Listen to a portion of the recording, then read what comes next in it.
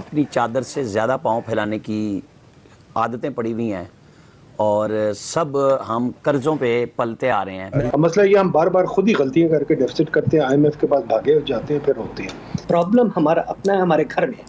हम आईएमएफ को गालियां देते हैं, अपने घर के अंदर नहीं देखते। मैक्रो इकोनॉमिक्स जो है वो तो हमने सारी करनी है दूसरों से पैसे पकड़ के या खैरात पकड़ के या इमदाद पकड़ के या चावल की बोरी पकड़ के। ठीक है, कि वो बहुत गई है, संभाली नहीं जा रही। तो वैसे इमरान खान के लिए मुसीबतें टलने का नाम नहीं ले रही है, क्योंकि आईएमएफ ने फिर से पाकिस्तान पर शिकंजा कसना शुरू कर दिया है। आईएमएफ ने अपनी बहुत सारी शर्तें रखी हैं, क्योंकि इमरान खान अभी अपना चौथा बजट पेश करने जा रहे हैं और आवाम से बहुत सारे वादे किए हैं कि मैं महंगाई कम करूंगा, बिजली के रेट कम करूंगा, चीनी, आटे, तेल की मतलब सारी चीज़ों के रेट कम करूंगा।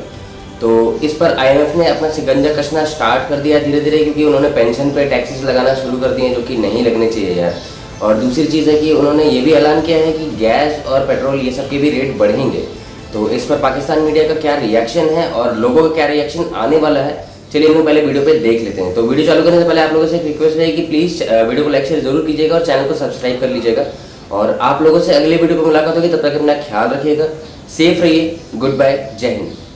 बात ये जी कि जब हमारे पास अपनी चादर से ज़्यादा पाँव फैलाने की आदतें पड़ी हुई हैं और सब हम कर्ज़ों पे पलते आ रहे हैं, और जो कर्ज़ देता है वो कोशिश पूरी करता है कि अपनी शराइत पूरी मनवाए, लेकिन अपने कर्ज़ लेने वाले को वो छोड़ता नहीं है। जो हुकूमत कर चुके हुए हैं, अब वो जितने मर्जी अदाद शुमार लोगों को बता दें कि दुनिया में इतनी महंगाई हुई है, लेकिन आम आदमी के लिए महंगाई बहरहाल पाकिस्तान में नाकाबिले बर्दाश्त हो चुकी है। अब आईएमएफ कह रही है जी पेंशन पे भी 7.5% टैक्स लगा लें, कि वो कहाँ पे आप किसी को छोड़ेंगे, वो तो पेंशनर्स को लगा रहे हैं। क्योंकि प्राइम मिनिस्टर साहब उससे पहले एक क्रिकेटर ही थे, कप्तान थे। वो समझते थे कि क्रिकेट टीम का कप्तान होना एक मुल्क का कप्तान होने के बिल्कुल बराबर है। अगर आईएमएफ, जाहिर है आईएमएफ से हम कुटी तो नहीं करते, अगर कुटी की तो जाहिर है उसमें ज़्यादा नुकसान हो जाएगा।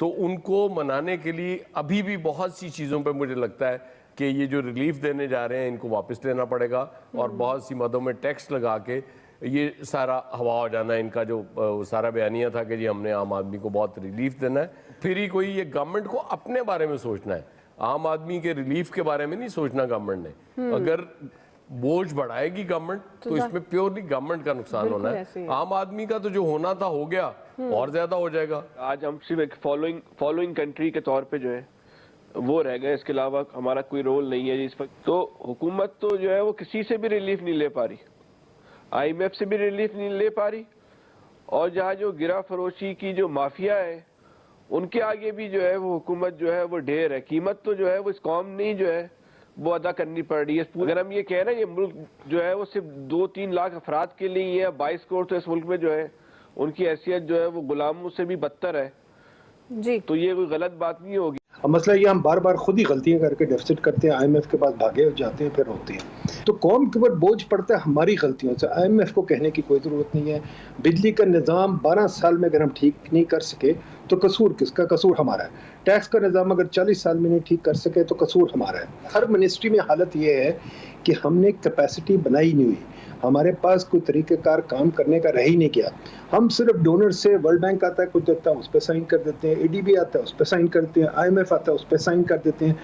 अपने रिफॉर्म पे हम हाथ नहीं मारते, हमारी जो खामी है उनको दूर नहीं करते। हम कहते हैं बाहर से पैसा लेके खामियों को ख़त्म कर दो, तो बाहर से पैसा लेके कुछ देर के लिए तो इस्त्री हो जाती है, बट बाद में फिर वो चीज़ें निकल आती हैं। तो अगर गलतियों को रिपीट करना है, आपने बार बार ये गलतियाँ करनी है, तो फिर मतलब आईएमएफ बेचारा क्या करे? प्रॉब्लम हमारा अपना है, हमारे घर में। हम आईएमएफ को गालियाँ देते हैं, अपने घर के अंदर नहीं देखते कि भाई बिजली में निज़ामी साहब हमारा नुकसान हो चुका है 10 ट्रिलियन का पिछले 12 साल में। ठीक है जी, ये क्यों नुकसान हो रहा है, किस लिए? क्यों नहीं आप 2-4 बंदों को टांगते और पूछते ये करप्शन ज़्यादा बड़ा नुकसान है, पर इसको हम नहीं हाथ लगाना चाहते। हम करप्शन जो लार्ज स्केल है हमारी या मैक्रो इकोनॉमिक्स जो है वो तो हमने सारी करनी है दूसरों से पैसे पकड़ के या खैरात पकड़ के या इमदाद पकड़ के या चावल की बोरी पकड़ के। ठीक है, तो लिहाजा उसके लिए तो कोई प्लानिंग की जरूरत नहीं है।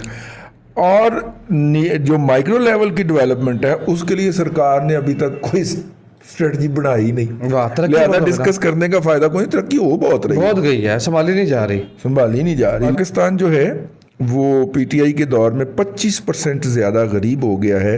13 सेक्टर एक्सपोर्ट ओरिएंटेड ऐसे हैं जिनकी जो ग्रोथ है वो डबल डिजिट में रही है। वो एक्सपोर्ट्स की ग्रोथ डबल डिजिट में रही है। भला क्यों हमने बॉटम लगवा दिए थे ना। हाँ जी, सिफर से तो वहां से तो सिफर से तो जो चीज उठेगी या नेगेटिव से उठेगी जी, वो तो 400% ग्रो करेगी ना जी।